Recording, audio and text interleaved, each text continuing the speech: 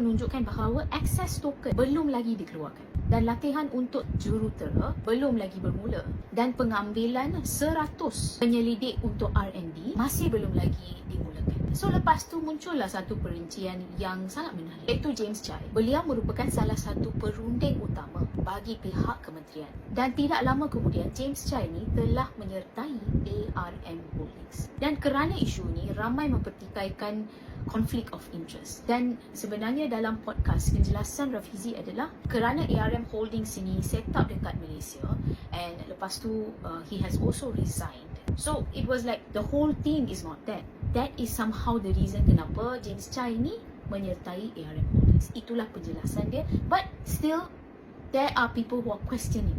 In the end of the day, rakyat dengan industri hanya mahukan jawapan. Bukan merely nak accuse someone, tak ada. It is all about we need answers apa-apa and it needs to be properly explained.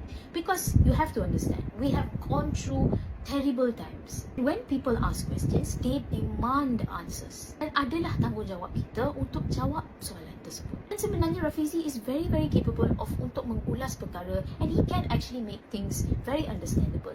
Itu yang kita mahukan. That's the only thing that we want to hear. In the end of the day, apa yang kita semua mahukan adalah satu negara yang menjadi pemain utama dalam industri chip ini. Dan saya juga tahu, seperti yang saya katakan, ARM Holdings tu adalah one of these big mega companies. Dan apabila kita berbicara pasal isu-isu ini, it can become a global topic.